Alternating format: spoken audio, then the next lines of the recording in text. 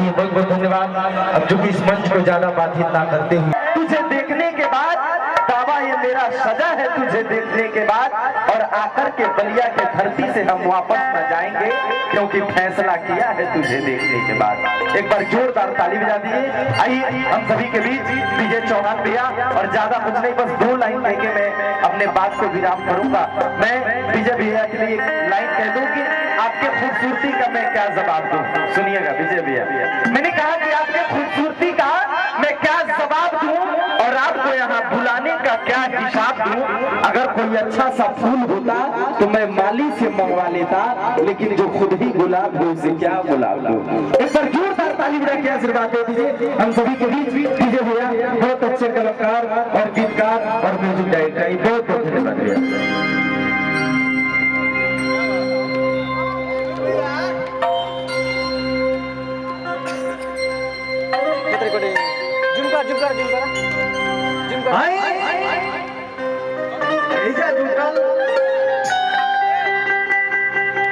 तमाम तो ओकरा के अपना आंगन के खेला देखो, छोट बच्चा समझ के माफ कर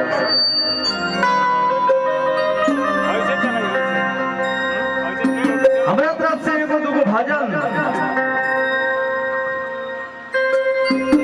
अब बाकी रउआ लोग के फरमाइश से 2-4 गो गीत रही, बाकी शिल्पी जी बारी रउआ लोग के सम्मान पाके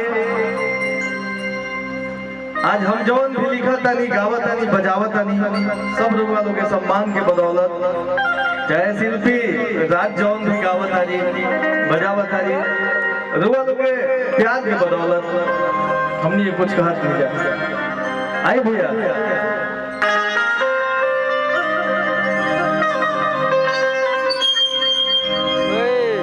इतना चुमी तो कहना था एकदम बुझा तो पलनवे ले ली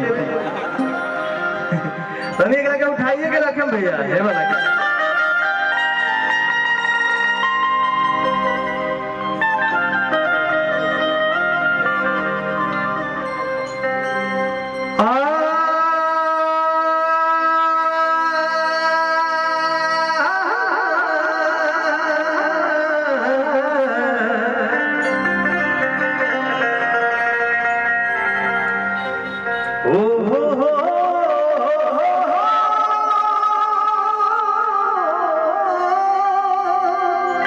बहुत बहुत पुरस्कार, हजार बार प्रणाम, आशीर्वाद के कामना।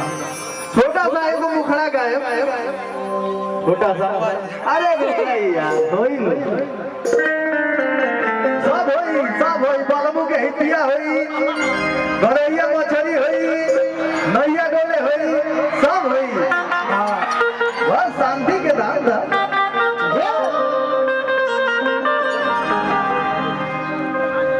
बोलमू जी खाके जरदा पनवा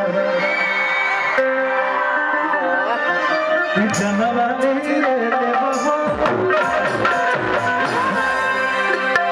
एगो छोटा सा अरे लंका में जाके होता रावण के गोरा में